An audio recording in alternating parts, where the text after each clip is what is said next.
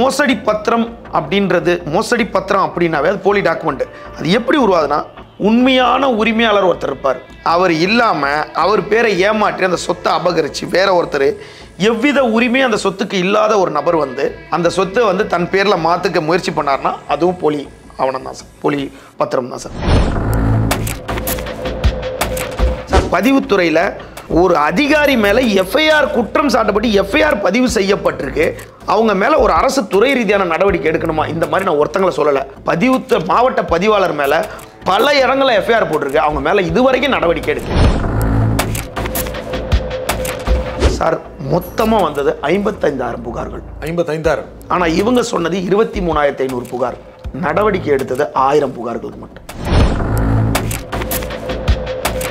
போலி பத்திரம் வந்து தனிப்பட்ட ஒரு நபரால் உருவாக்கப்பட்டாலும் அதை நடைமுறைக்கு கொண்டு வர்றது பதிவுத்துறை அதிகாரிகள் ஒத்துழைப்பு இல்லாமல் இது வரவே வராது சார் எங்கேயுமே. இது போன்று அரசியல் சார்ந்து எக்ஸ்க்ளூசிவான வீடியோக்களை தொடர்ந்து காண ஆகாயம் வாய்ஸ் சேனலை சப்ஸ்கிரைப் பண்ணுங்க.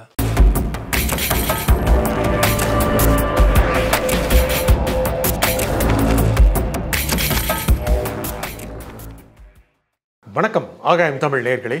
போலி பத்திர பதிவு எப்படி நடக்கிறது, இதை தடுக்க முடியுமா, இதை பற்றி பேசுவதற்காக சமூக ஆர்வலர் பத்திரிகையாளர் திரு விமலேஸ்வரன் இங்கு வந்திருக்கிறார். வணக்கம் திரு விமலேஸ்வரன். வணக்கம் சார். போலி பத்திர பதிவு நடைபெறுது, அது எப்படி நடைபெறுது? அதாவது பத்திரப்பதிவுத்துறைக்கு 2 விதத்தில் மட்டும்தான் வருமானமே வருது சார். ஒன்று வந்து பதிவுத்துறை பதிவு செய்யறதுக்கு உண்டான கட்டணம் விதிக்கப்பட்ட கட்டணத்தின் மூலியமாகவும் ஸ்டாம்ப் டியூட்டிலேருந்தும் இந்த 2 விதமாக தான் அவங்களுக்கு வந்து வருமானங்கள் வந்துட்டுருக்கு சார்.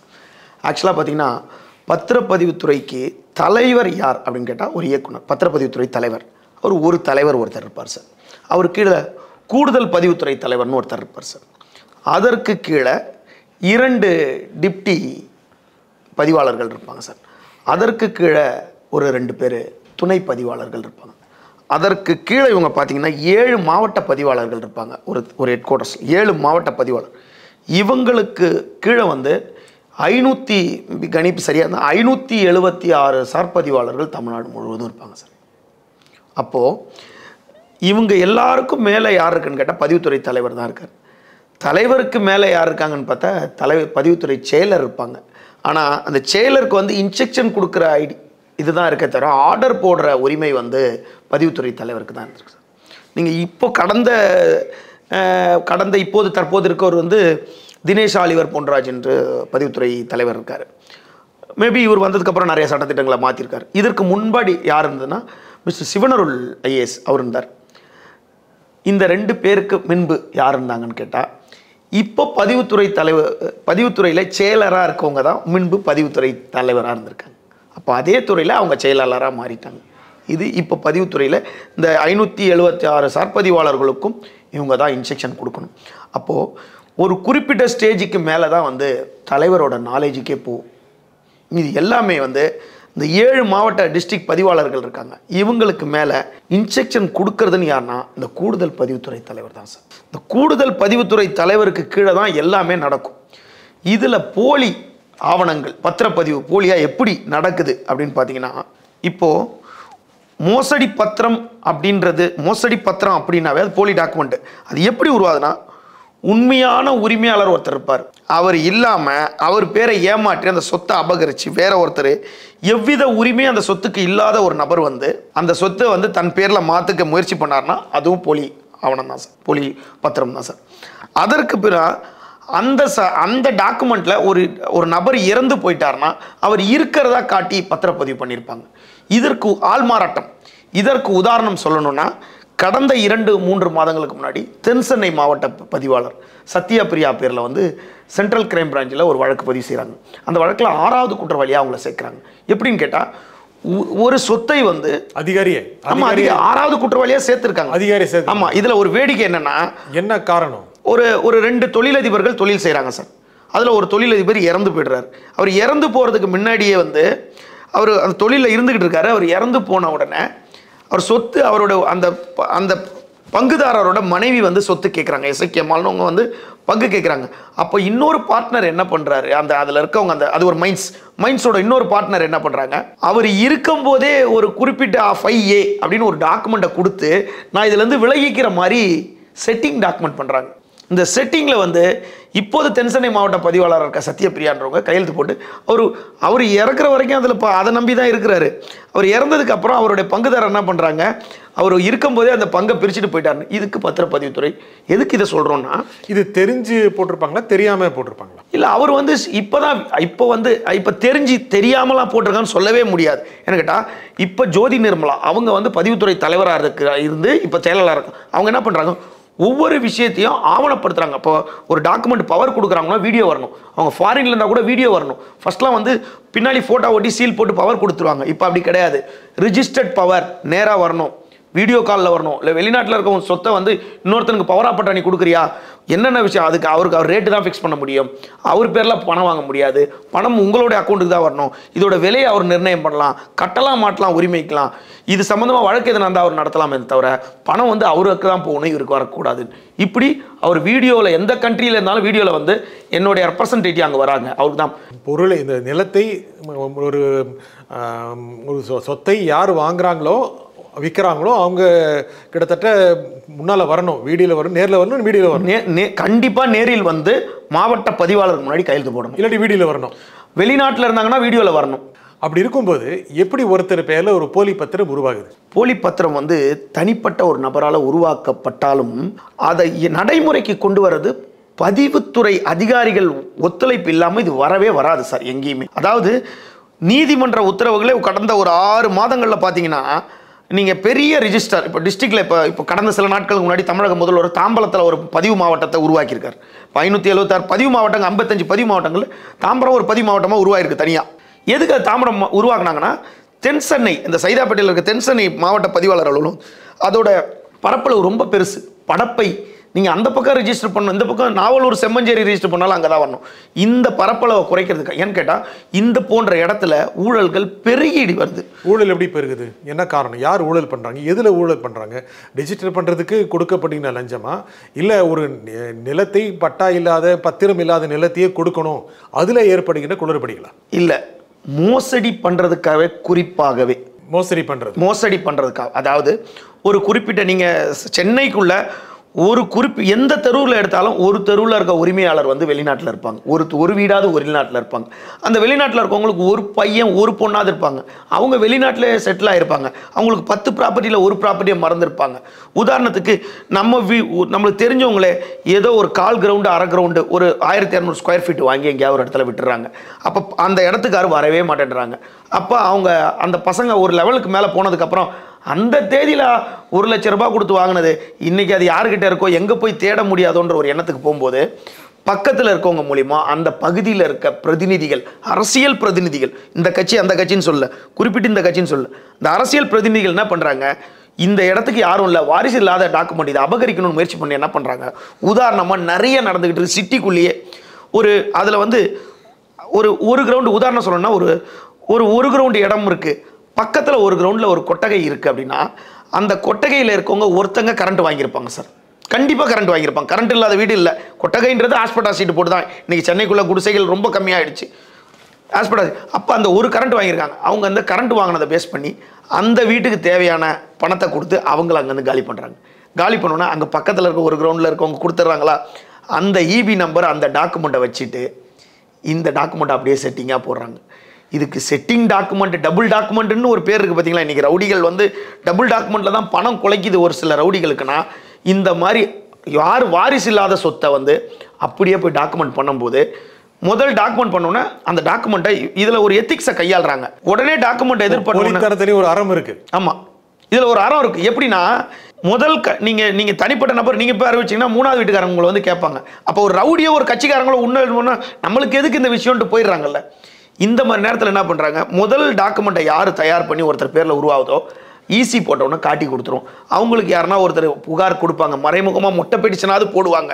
மொட்டை பெட்டிஷன் கண்டிப்பாக போயிட்டு தான் இருக்குது. இந்த இடத்துல எங்கள் வீட்டு பக்கத்தில் 4 அடுக்கு கட்டிக்கிட்டு இருக்காங்க, 2 அடுக்கு கட்டுறாங்க, அப்ரூவ்டு வாங்கலை அப்படின்னு போயிட்டு தான் இருக்குது. யாருமே நடவடிக்கை எடுக்கல. ஒரு தெருவில் வந்து மணல் கொட்டியிருக்கு, சிமெண்ட் கொட்டியிருக்கு, யாரும் அப்ரூவ்டு வாங்கலை, அதெல்லாம் அப்ரூவ்டு வாங்கணும்ல. அப்போது இவங்க என்ன பண்ணுறாங்க, முதல் நபர் பேரில் ஒருத்தர் பேரில் பத்திரத்தை பதிவு செட்டிங் டாக்குமெண்ட் போட்ட உடனே அது போலி. ஒரு 2 வருஷத்தில் அடுத்த நபர் பேரில் போடுறாங்க, மாற்றுறாங்க. அவர் ஒருத்தர் விற்கிற மாதிரி அங்கே விற்கும் போது அவர் ஒருத்தர்கிட்ட பவர் கொடுத்தோன்னா 3வது ஒரிஜினலாக ஆகிடுது. இந்த மோசடி இடம் வந்து இதுக்கு யார் வழி பண்ணுறா? ஒரு குப்பை தொட்டியை ஒரு சிட்டிக்குள்ளே நகரம், சென்னை மாநகராட்சி உட்பட்ட இடத்துல ஒரு குப்பை தொட்டியை வந்து ஒரு சர்வேர் வந்து அந்த பக்கத்து வீட்டுக்காரங்க சேர்த்து போடுறாரு, அதில் ஒரு கடை கட்டுறாங்க, மறுநாள் வாங்குறாரு. அவருடைய 4 மால் LWC அதை எடுத்து பக்கத்தில் ஒரு 10 அடி எக்ஸ்டெண்ட் பண்ணி கொடுத்துறாரு. இது சாதாரண ஒரு சர்வேர் பண்ணுறாங்க, குப்பை தொட்டியை சொத்தாக்கிக்கிறாங்க. அதுக்கு எப்படி EB கொடுக்குறாங்க? EBனா அதுக்கு ஒரு EBக்கு எப்படி கொடுக்கணும், லைசன்ஸ் கான்ட்ராக்டர் ஒரு கையெழுத்து போடணும். அரசாங்க குப்பை தொட்டி தனி மனிதர் உடைமை ஆயிருது. இதற்கு எல்லாத்துக்குமே பதிவு துறையில் வேலை செய்கிற அதிகாரிகள் வந்து அதாவது ஒட்டுமொத்தமாக எல்லாரையும் சொன்னால் இவங்க என்ன பண்ணுவாங்க தெரியுமா? இந்த இவங்க இருக்காங்க பார்த்தீங்களா, அந்த அரசு பதிவாளர் அலுவலகத்தில் இருக்கவங்க, அவங்க அசோசியேஷன்லேருந்து உடனே ஒரு லெட்டர் அனுப்புவாங்க. எங்களை மொத்த பேரையும் ஊழல் சொல்லிட்டீங்க, மொத்த பேரையும் எங்களை வந்து ஊழல்வாதின்னு சொல்லி. நீங்கள் மொத்த பேர் ஊழல்வாதி கிடையாது. ஆனால் உங்களதிலே பெரும்பாலான ஆளுங்க வந்து பதிவுத்துறையிலே வந்து பெரும்பாலான பேர் வந்து ஊழல் தான். நீங்கள் முதல்ல இந்த பதில் ஆரம்பிக்க என்ன சொன்னீங்கன்னா, ஒரு கொட்டகை இருக்கும், கொட்டகைக்கு மின்சாரம் வாங்குவாங்க, அப்படியே அந்த பக்கத்தை விட்டு அபகரிச்சுக்குவாங்க. எப்படி நடக்கும் அது சார்? உதாரணமாக ஒரு கிரவுண்ட் இடம், அவர் டாக்டரோட இடம், அந்த டாக்டர் போய் இறந்து போயிட்டார், அவர் பசங்கள்லாம் ஃபாரினில் செட் ஆகிட்டாங்க, அவருக்கு அந்த வீடே தெரியாது. பக்கத்தில் ஒரு சின்ன ஒரு கொட்டகை மாதிரி போட்டு இன்னொரு ஒரு கிரவுண்டில் ஒரு 3 பேர் இருப்பாங்க. அப்போ இந்த இடத்தோட வேல்யூ வந்து 1 கோடி ரூபாய். அப்போ இந்த கொட்டகை சும்மா தான் போட்டிருப்பாங்கன்னா அவங்க கரண்ட் வாங்கி வச்சுருப்பாங்க. இந்த 1 கோடி ரூபா நம்மளுக்கு வேல்யூ இல்லை. இந்த 3 பேருக்கு என்ன பண்ணுவாங்க, ஃபஸ்ட்டு இன்வெஸ்ட்மெண்ட் பண்ணுவாங்க. நீங்கள் அபகரிக்கிறவங்க எல்லாருமே வந்து நேராக போய் ஒரு சொத்தை அபகரிக்க முடியாது சார், சில்லறையை போட்டு நோட்டை ஆள்ற மாதிரி தான்.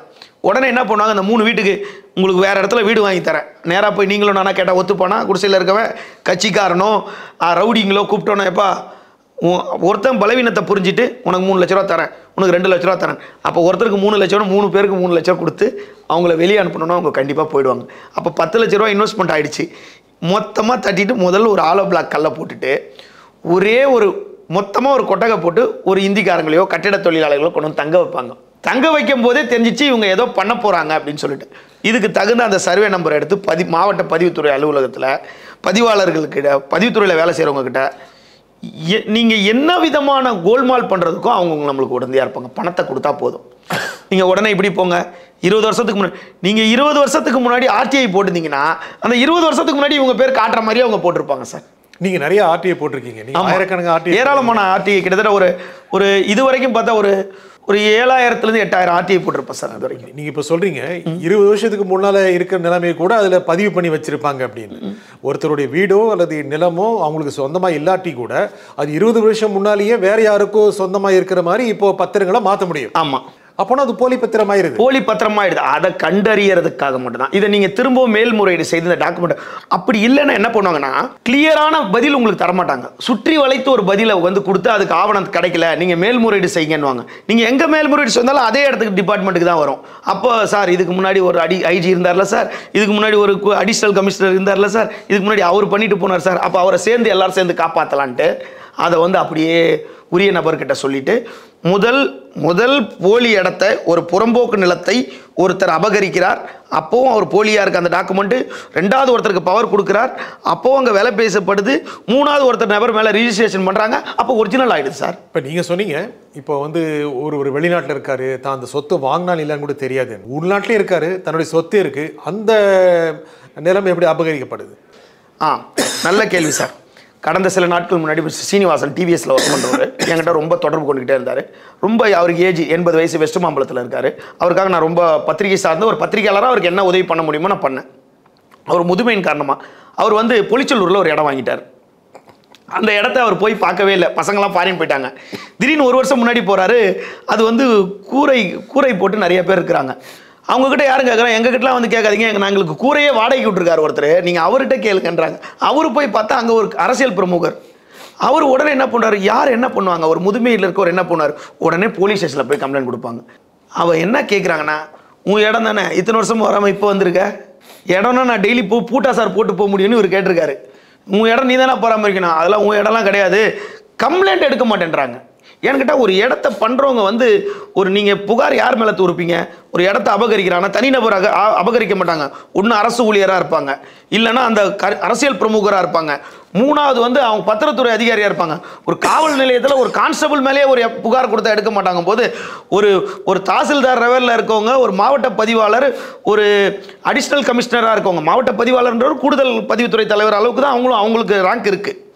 ஆனால் மாவட்ட பதிவாளர் எல்லாருமே குற்றம்னு சொல்லலைன்னா கூட இவங்க எல்லாரையும் கண்ட்ரோல் பண்ணுறதுக்கு அங்கே ஹெட் ஆஃபீஸில் ஒருத்தர் இருப்பார் பார்த்தீங்களா, கண்டிப்பாக 100% அவங்க ஊழல் பேர்வழியாக தான் இருப்பாங்க.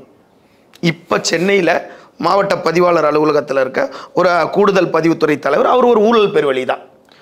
அவர் மேலே நிறைய புகார்கள் ஊழல் தடுப்பு கண்காணிப்பு துறையில் இருக்குது. அவர் எப்படா பிப்ரவரி வரும் நம்ம தப்பிச்சிக்கலாம், ஏன்னா ரிட்டையர்ட் ஆக போகிறாரு. ஏன்னு கேட்டால் தமிழகம் முழுவதும் பத்திரிகையாளர், இப்போ நீங்கள் கேட்டதுக்கு என்னென்னா புகார் எடுக்க மாட்டேன்றாங்க. அவரும் நீதிமன்றத்துக்கு போகிறாரு. நீதிமன்றத்தில் 1.5 வருஷமாக கேஸ் நடந்துட்டு தான் இருக்குது. அதுக்கப்புறம் டைரக்ஷன் வாங்கிட்டு வராரு. அந்த டைரக்ஷன் வாங்கிட்டு வந்தோன்னா போலீஸ் ஸ்டேஷனுக்கு தானே இன்ஸ்ட்ரக்ஷன் கொடுப்பாங்க. நீங்கள் அவங்கள உடனே காலி பண்ண சொல்லணும்னு சொல்லிட்டு நீதிபதி உத்தரவு பிரிக்கிறாங்க. நீதி அரசர் வந்து உத்தரவு பிரிப்பிச்சாங்கன்னா ஒரு 80 வயசு முதியோர் போய் அவங்க கூரையை எடுத்து வெளியே போட முடியாதுல்ல. அப்போது போலீஸ் ஸ்டேஷனில் போகிறாங்க. போலீஸ் ஸ்டேஷன் போது அந்த ஆர்டரை ஒபே பண்ண மாட்டேன்றாங்க. இப்படி இருக்குது. ஏன்னு கேட்டால் எல்லா இடத்துலையும் இதில் 77A படி இப்போ உதாரணம் சொன்னால் இதே மாதிரி ஒரு விஷயத்தில் தான் இந்த மாவட்ட பதிவாளர் மேலே ஏராளமான வழக்கு இருக்குது. நீதிமன்றம் ஒவ்வொரு வழக்கிலையும் இந்த பதிவு சிட்டி சிவில் கோர்ட்லேயும் சரி, சென்னை உயர் நீதிமன்றத்துலேயும் சரி, 10 கேஸில் 1 வந்து இந்த இடம் கேஸாக தான் இருக்குது. 10 வழக்கு இன்றைக்கி எடுக்கிறாங்கன்னா பெயிலு, அதுக்கப்புறம் ஜாமீன், ஆன்டிசெப்டிக் பெயில் போடுறது, ஜாமீன், மற்ற கேஸு, ட்ரையலு, ஜட்ஜ்மெண்ட்லாம் இருந்தால் கூட அந்த 10 கேஸில் 1 கேஸ் 2 கேஸு இடம் சம்பந்தமாகவே இருக்குது. அங்கேருந்து ஒவ்வொரு முறையும் மாவட்ட பதிவாளர்களையோ இல்லை பதிவுத்துறையோ அவங்க எச்சரிச்சுக்கிட்டு தான் இருக்கிறாங்க. நீதிமன்றர்கள் வந்து கண்டிச்சுக்கிட்டே தான் இருக்காங்க. ஆனாலும் இதற்கு ஒரே வழி, கொஞ்சமாவது இவங்களா திருந்தணும். இல்லைன்னா அரசு வந்து ஒருத்தரை கூட மாற்றலை. ஆனால் அரசாங்கம் சட்டம் போட்டிருக்கு இல்லையா? இப்போ வந்து போலி பத்திரங்கள் மூலம் இந்த மாதிரி நடவடிக்கை ஈடுபடுறவங்களுக்கு சிறை தண்டனை கூட விதிக்கலாம், 3 ஆண்டு விதிக்கலாம் அப்படின்னு அந்த சட்டம் வந்த நேரடியாக அந்த பத்திரப்பதிவுத்துறை தலைவரே ரத்து கூட செய்யலாம் அப்படின்னு சட்டம் இருக்குது. அது செயல்பாட்டு இருக்கா? அது நல்ல எஃபெக்டிவாக இருக்கா? நல்ல கேள்வி சார். இதை நான் இந்த ஒரு விஷயத்தை எல்லாரும் புரிஞ்சுக்கணும். பதிவுத்துறையில் வந்து ஒரு பொன்னான காலம் அப்படின்னா பதிவுத்துறைக்கு ஒரு பொன்னான காலம். இப்போ கடந்த ஒரு 3 ஆண்டுகளில் ஒரு பொன்னான காலம்னு பார்த்தீங்கன்னா சிவனருள் ஐஏஎஸ் வந்து பதிவுத்துறை தலைவராக இருந்தது தான்.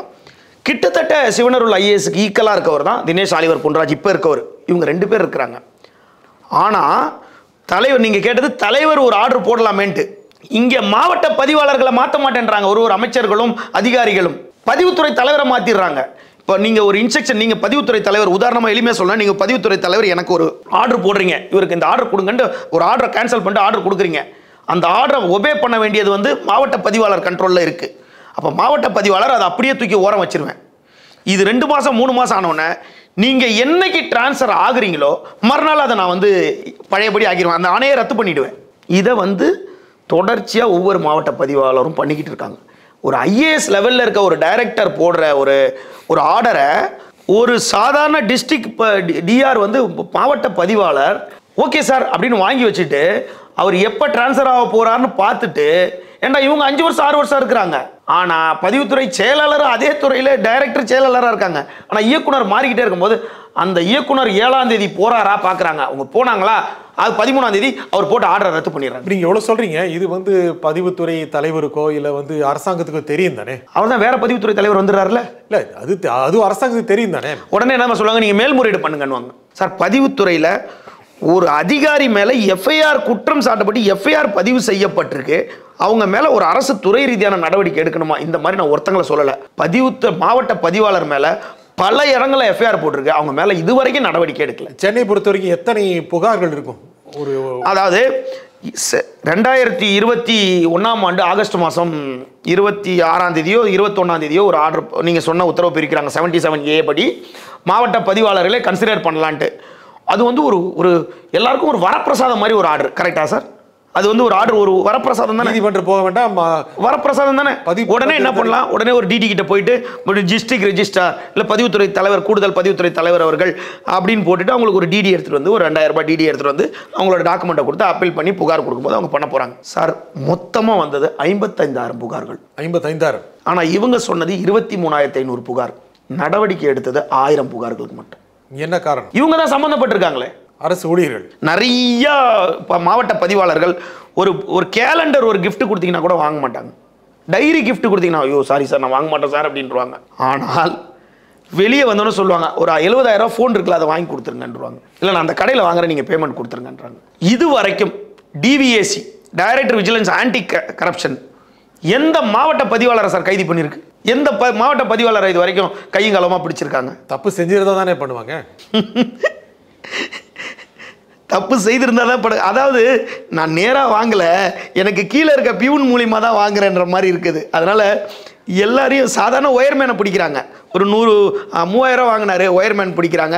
இபி இன்ஸ்பெக்ஷன் பண்ண வந்தவருக்கு ஒரு 1000 ரூபா வாங்கினாருன்றதுக்காக அவரை பிடிக்கிறாங்களே தவிர இந்த ஒரு ஃப்ளாட்டுக்கு 5 லட்சம் 10 லட்சம் 20 லட்சம்னு பெண்டிங் வச்சிருக்கும் போது அந்த ஃப்ளாட் செக்ரட்டரி ஒரு 5,000 3,000 கட்டுற போது அவருக்கு தில்லுமுள் பண்ணி மாதம் தனியாக காசு வாங்குறவங்களை பிடிக்கிறது இல்லை. இப்போ மாவட்ட பதிவாளர் மேலே எவ்வளோ மாவட்ட பதிவாளர் மேலே நடவடிக்கை எடுத்துருக்கணும்? புகார் போயிருக்காதா டிவிஎஸ்சியில்? அப்போது டிவிஎஸ்சி இவங்க மேலே மெத்தனை போக்க காட்டுற பார்க்கும்போது ஒவ்வொரு டிஸ்ட்ரிக்ட்லையும் டிவிஎஸ்சிக்கு எதனா கொடுக்குறாங்களா இவங்கன்றது நம்மளுக்கு சந்தேகம் எழுது.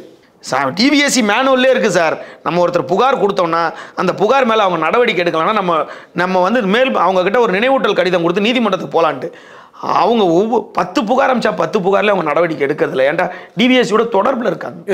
சென்னையில் மட்டும் எவ்வளோ புகார்கள் இருக்கும்? போலி 23,500 புகார் சார் சென்னையில். இதில் 1000 தான் நீங்கள் 1000 தான் நடவடிக்கை எடுக்கப்பட்டிருக்கு. இப்போ நான் சொல்கிறது 3 மாதத்துக்கு முன்னாடி கணக்கு. அதெல்லாம் இப்போ மற்றதெல்லாம் ப்ராசஸில் இருக்கா? அப்படியே இருக்கும். ஃபைல் அப்படியே இருக்கும். ஃபைல் மூவ் ஆகாது. இதில் இந்த பதிவுத்துறையில் பெண் ஆணுன்ற பாகுபாடே கிடையாது சார். பதிவுத்துறையில் எல்லாருமே காசு வாங்குவாங்க சார். பதிவுத்துறையில் இந்த டிஆராக இருக்கிறவங்க நேராக வாங்கலைன்னா கூட தனக்கு கீழே இருக்கவங்க வாங்குவாங்க. நம்ம அதை திரும்பவும் சொல்கிறோம். ஏன்னு கேட்டால் பதிவுத்துறையை பற்றி ரொம்ப ரொம்ப அளவுக்கு அதிகமாக பதிவுத்துறையில் மட்டும் அளவுக்கு அதிகமாக தெரிஞ்சிருக்கோம். நம்ம உதாரணம் சொல்லணும்னா அறப்போர் இயக்கம் ஜெயராமன் போன்ற ஒரு நபர் அவங்க ஏராளமான புகார் கொடுத்துருக்காங்க. ஒரு புகார் கூட நடவடிக்கை எடுத்ததில்லை. ஒரு புகார் கூட நடவடிக்கை. எல்லாருமே ஒபே மை ஆர்டர். நீங்கள் போய் என்னங்க நீங்கள் இப்படி தெரிஞ்சே பண்ணிட்டீங்கல்ல மேல் இடத்துல போய் பாருங்கள். அதானே சார் ஒரு ஐஏஎஸ் போடுற ஆர்டரை ஒரு டிஸ்ட்ரிக்ட் டிஆர் அவர் எப்போ வெளியே விட்டு ட்ரான்ஸ்ஃபர் ஆகிறோன்னு பார்த்துருந்து அது வரைக்கும் அந்த ஆர்டர் ஒபே பண்ணால் அது ப்ரெஸ்டீஜ் இஷ்யூ ஆகிடுது அவங்களுக்கு. பல கோடி ரூபாய். நீங்கள் சென்னை சொல்கிறீங்க. சென்னை உடைய மிகப்பெரிய பரப்பளவு பார்க்கும்போது ஒரு சாதாரண நிலம் கூட பல கோடி ரூபாய் மதிப்பு கொண்டது. அது இன்னொருத்தரை அபகரிச்சிட்டாங்க அப்படின்னு புகார் சொல்லி அதற்காக காத்திருக்கணுமா இல்லை ஏமாந்தது விட்டுற வேண்டிய நிலைமை தான் இருக்கா? ஏன்டா நிறைய பேர் சின்ன சொத்து அந்த ஒரு சொத்து தான் எங்களுக்கு இருக்குன்றவங்க அவங்க சிட்டி சிவில் கோர்ட்டுக்கு நடந்து ஒரு வழி ஆயிடுறாங்க சார். ஒரு சிலர் என்ன பண்ணுறாங்க அவங்களுக்கு தெரிந்த அரசு அதிகாரிகள் மூலமா பேச்சுவார்த்தை நடத்துகிறாங்க. பேச்சுவார்த்தை நடத்தணும்னா இல்லைங்க இது கையெழுத்து போட்டு முடிஞ்சாச்சுங்க வேறு வழியே இல்லைன்னு ரொம்ப ஸ்ட்ரெயிட் ஃபார்வர்டில் இருக்கவங்க தான் எல்லா இடத்துக்கும் புகார் அனுப்பி நீதிமன்றத்துக்கு போய் உத்தரவு வாங்குவாங்க. நீதிமன்றத்துக்கு போய் அவர் மேலே வழக்கு பதிவு செய்கிறதுக்கு உத்தரவு வாங்குவாங்க. இது மாதிரி தான் நிறைய நடந்துகிட்டு இருக்கு. தினமும் கோர்ட்டில் இந்த மாதிரி கோர்ட்டில் டைரக்ஷன் கேட்பாங்க. நான் இவங்க மேலே புகார் கொடுத்த நடவடிக்கை எடுக்கல, நீங்கள் டைரக்ஷன் கொடுங்க. கோர்ட்டு டைரக்ஷன் கொடுத்துரும். ஒபே பண்ண வேண்டியது லா அண்ட் ஆர்டர் போலீஸ் தானே சார். அவங்க போய் எப்படி சார் பிடிப்பாங்க? அவங்க காணோன்னுவாங்க. சார் அவங்க ஆஃபீஸில் தான் சார் உட்காந்துருக்காங்க. இல்லை நாங்கள் போகும்போது காணோன்னுவாங்க. அப்போது இவங்க எல்லாருமே ஒரு செயின் லிங்க் மாதிரி ஒரு விஷயத்தில் கனெக்ட் ஆகிடுறாங்க. அரசு ஊழியர் அப்படின்னு ஒரு டிஸ்ட்ரிக்ட் ரெஜிஸ்ட்ராரை ஒரு எஸ்ஐபி அரெஸ்ட் பண்ணி கொண்டு வர முடியாதுல்ல. ஏசி லெவலில் டிசி லெவலில் அவங்களுக்கு இன்ஸ்ட்ரக்ஷன் கொடுக்கணும்ல. ஒரு டிஸ்ட்ரிக்ட் ரெஜிஸ்ட்ரார் யாருக்காவது பண்ணுறாங்கன்னா அதாவது வேலை தெரிஞ்சவங்க எல்லாம் போய் தென் மாவட்டங்களில் எங்கெங்கேயோ ஊர் பேர் தெரியாத ஊரில் போட்டு வச்சுருக்காங்க. வேலை தெரிஞ்சவங்களை இந்த அரசு வந்த உடனே ஊழல் பண்ணுறவங்க வேலை தெரியாதவங்களை கொண்டு இங்கே போட்டு வச்சுருக்காங்க. இதில் பல கோடி ரூபாய் பல லட்சம் கோடி ரூபாய் புரளுது இல்லையா? பல லட்சம் கோடி சார். அது எங்கே போகுது? யார்கிட்ட போகுது? அதாவது ABCDEFன்றதை பிரிச்சுறாங்க சார். இதை உதாரணமாக நான் அதையும் கனெக்ட் பண்ணல.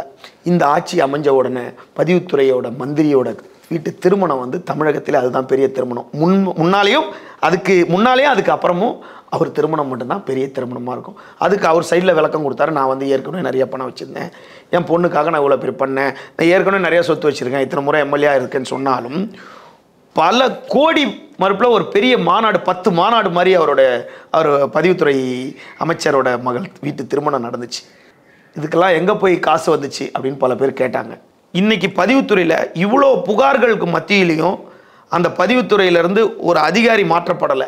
ஒரு சில அதிகாரிகள் குறிப்பிட்டு எந்தெந்த மாவட்டத்தில் பணம் ஜாஸ்தியாக வருதோ அந்த பதிவு மாவட்டங்கள்லாம் அவருக்கு தெரிஞ்சால் தான் நியமிக்கப்பட்டிருக்காங்க. என்ன கேட்குறேன்னா இது எவ்வளோ பணம் புரளுது அது அந்த பகுதியில் இருக்கின்ற குட்டி குட்டி அரசியல்வாதிகளுக்கு போகுதா இல்லை பெரிய ரவுடிகளுக்கு போகுதா? ஒரு பெரிய மாஃபியாவுக்கு போகுதா? குட்டி அரசியல்வாதிகள் போகுதா? ரவுடிகளுக்கு போகுதா இல்லை அரசியல்வாதிகளுக்கு போய் கசியுதா? அரசியல்வாதிகளுக்கு தான் சார் போகுது. பெரிய அரசியல்வாதி, குட்டி குட்டி அரசியல்வாதிக்கு போகாது. குட்டி குட்டி அரசியல்வாதி என்ன பண்ணுவாங்க, இந்த இடம் பக்கத்தில் பட்டா வாங்கி தரேன், இந்த இடத்துக்கு பட்டா கொடுங்க, இது ஒரு மேடம் கொடுங்க மேடம் கொடுங்க சார், இது நத்தம் புறம்போக்கு தான் சார், இப்படி இருக்குது சார், கல்லாங்குத்து சார், நீங்கள் ஒரு டாக்குமெண்ட் கொடுங்க சார்னு கேட்டு இவன் ஒரு 50,000 வாங்கிட்டு அவங்களுக்கு ஒரு 10,000 கவரில் போட்டு கொடுத்து அரசியல் செல்வாக்க வச்சு படிச்சுப்பாங்க. இதெல்லாம் ஒரு சோத்து பானையில் சாதம் வடிக்கும் போது அதில் 4-5 அரிசி வந்து அந்த அடுப்புக்குள்ளே விழும்ல, இது போன்ற அதனால ஒரு சாப்பாடுக்கு ஒன்றும் பஞ்சமாயிடாது, அந்த அரிசி பொங்கி அடுப்புக்குள்ள. இதுதான் அந்த உதிரி அரசியல் வட்ட செயலாளர்களுக்கெல்லாம் போமே தவிர மேலிடத்துக்கு மட்டும் தான் போகுது. ஏன்னாட்டா ஒரு டிஸ்ட்ரிக்ட் ரிஜிஸ்ட்ரார் ஒரு இடத்துல உட்காந்துருக்காங்கன்னும் போது சார் ஒரு ஸ்டேஷனில் ஒரு இன்ஸ்பெக்டர் இருக்கிறதுக்கே ஒரு பெரிய பவர் வேணும் சார். ஒரு இன்ஸ்பெக்டர் ஒரு லாங் பீரியட் ஒரு ஸ்டேஷனில். அப்போ ஒரு மாவட்ட பதிவாளர்ன்றது எவ்வளோ பெரிய இது. அப்போ மாவட்ட பதிவாளர் யாரை நியமிக்க பண்ணுறாங்க, பதிவுத்துறை செயலர் உத்தரவுப்படி பதிவுத்துறை தலைவர். இவங்க டைரெக்டாக போயிட்டு இந்த பதிவுத்துறை இப்போ டிஆர் உதாரணம், ஒரு டைரக்டர்னு ஒருத்தர் இருப்பார், அடிஷனல் டைரக்டர்னு ஒருத்தர் இருப்பார், மந்திரி ஒருத்தர் இருப்பார், எல்லாரும் எனக்கு இங்கே ட்ரான்ஸ்ஃபர் வேணும்னு மனு கொடுத்துருப்பாங்க. அந்த கூடுதல் பதிவுத்துறை தலைவர் என்ன பண்ணுவார், நேராக மந்திரி கிட்ட போவார். டைரக்டர் டெய்லி போக மாட்டார். கூடுதல் பதிவுத்துறை சார் டைரக்டர் வந்து ஒரு லிஸ்ட்டு போட்டிருக்காரு, உங்களுக்கு வந்த மனுக்கள்லாம் வச்சு ஒரு லிஸ்ட்டு தயாரிச்சிருக்காரு, இந்த லிஸ்ட்டு படி ஆர்டர் போட்டுடலாமா அப்படின்னு கேட்பார். அவன் டைரக்டர் போடுறாரா, போட்டுருங்கன்னு சொல்லுவார். உடனே டைரக்டர் வருவார், சார் மந்திரி வந்து அவரோட தெரிஞ்சவங்களுக்குலாம் லிஸ்ட்டு கொடுத்துருக்காரு, இதை வச்சு போட சொல்லியிருக்காரு. ஓ அப்படியா அப்படின்னு சொல்லிட்டு போட்டவுடனே இங்கேருந்து பதிவுத்துறை செயலருக்கு ஆஃபீஸுக்கு போவார். அங்கே என்ன சொல்லுவார், மேடம் மினிஸ்டரும் பதிவுத்துறை டைரக்டர் 2 பேரும் சேர்ந்து அவருக்கு வந்த மனு வச்சு ஒரு லிஸ்ட்டு தயாரிச்சிருக்காங்க, அதை நீங்கள் ஒபே பண்ணுங்கன்னா அவங்க கையெழுத்து போட்டுருவாங்க. அவங்க கையெழுத்து போட்டோன்னே சிஎம் ஆஃபீஸுக்கு போனோடனே பதிவுத்துறை செயலரும் பதிவுத்துறை தலைவரும் அமைச்சரும் 3 பேரும் கன்சல்ட் பண்ணி ஒரு ஃபைல் மூவ் பண்ணுங்க, அங்கே கையெழுத்து போட்டுருவாங்க. அப்போ இது யார் சொல்லி நடக்குது, பதிவுத்துறை தலைவரும் நடக்கல, செயலரும் நடக்கல, கூடுதல் பதிவுத்துறை தலைவர் இவ்வளோத்தையும் கண்ட்ரோல். அப்போ இது மக்கள் இது ஒருத்தருடைய நிலம் அபகரிக்கப்பட்டிருக்கு அப்படின்னா மக்கள் என்ன செய்யணும்? சாதாரண மக்கள் இதை பார்த்துட்டு இருக்கிறவங்க என்ன எப்படி உடனே என்ன செய்யணும்? தன்னுடைய இடம் அபகரிக்கப்படுது அப்படின்னோடனே உடனடியாக அவங்க செய்ய வேண்டியது வந்து முறையான ஒரு முறையான வழக்கறிஞர் மூலம். ஏன்னா நேரடியாக காவல்துறையில் போனால் அவங்க புகார் எடுத்துகிட்டு சிஎஸ்ஆர் கூட தருவாங்க, சமுதாய பணி பதிவேடு. இது சொன்னாவே கோவம் வரும் போலீஸுக்கு. நீங்கள் எதாக இருந்தாலும் போலீஸில் புகார் கொடுத்தோன்னே சமுதாய பணி பதிவேடு தான் சிஎஸ்ஆர் கொடுத்தே ஆகணும். எஃப்ஐஆர் போடுறீங்களோ இல்லையோ, ஆனால் அந்த சிஎஸ்ஆருக்கு 5 முறை அலைய விடுவாங்க தான் இப்போ சிட்டியில். ஏன்னு கேட்டால் அதுக்கு மேலே எஃப்ஐஆர் போக சொன்னால் நீ கோர்ட்டுக்கு போயிட்டு வா அப்படின்றாங்க. அப்போ கோர்ட்டுக்கு போனாலும் சொல்கிறாங்க, நீ ஏன் இங்கே வர, அவங்க எஃப்ஐஆர் போடலையா, மேலதிகாரை பார்க்க வேண்டியதானேன்ட்டு இன்ஸ்பெக்டர் சொல்லுவார், நீ கோர்ட்டுக்கு போய் ஆர்டர் வாங்கிட்டு வாங்குவார் இந்த லேண்டு விஷயத்தெல்லாம். அப்போது முறையான வழக்கறிஞர் மூலமாக அவங்க ஒரு ஸ்டேஷனில் ஒரு புகார் கொடுத்துட்டு அதுக்கு ஒரு சிஎஸ்ஆர் வாங்கி 15 நாள் அவங்க காத்திருக்கணும். அந்த 15 நாளில் இவங்க வந்து எஃப்ஐஆர் போடுறாங்களா பார்க்கணும். எஃப்ஐஆர் போடலன்னா அந்த வழக்கறிஞர் மூலயமாவே மேலதிகாரிக்கு ஒரு புகாரை கொடுத்துட்டு உடனடியாக கோர்ட்டில் நீதிமன்றத்தில் போய் ஒரு டைரக்ஷன் வாங்கலாம். இதுக்கு நிறைய சட்டத்திட்டங்கள் இருக்குது. முறையாக ஒரு எளிய வழி இது ஒன்று. இந்த புகார் கொடுத்தேன், இந்த புகார் மேலே 15 நாளாக எந்த நடவடிக்கை எடுக்கல, நீங்கள் டைரக்ஷன் கொடுங்கன்னும் போது அவங்க ஒரு டைரக்ஷன் கொடுப்பாங்க. அந்த டைரக்ஷன் வந்து இவங்களுக்கு ஒரு காப்பி வரும். டைரக்ஷன் வந்துருச்சுன்னு நம்மளுக்கு 4 மணிக்கே தெரிஞ்சாலும் இன்ஸ்பெக்டர்கிட்ட வந்து சொன்னால் எனக்கு ஆர்டர் வந்து வரதுக்கு 15 நாள் ஆகுவாங்க. அப்போ அந்த 15 நாளுக்குள்ளே இவங்க கவுண்டர் ஃபைல் ரெடி பண்ணிவிடுவாங்க. அப்போ பணம் இருக்க ஆளாக இருந்தால் என்ன பண்ணுவாங்க, இந்த ஏமாளி இருக்கான் பார்த்தீங்களா, இவன் அவரை போய் பணம் கேட்டு மிரட்டுறான், இவ்வளோ நீ வந்து எனக்கு கொலை முயற்சி பண்ணுறான்னு சொல்லிட்டு இந்த பக்கமே திருப்பிடுவாங்க.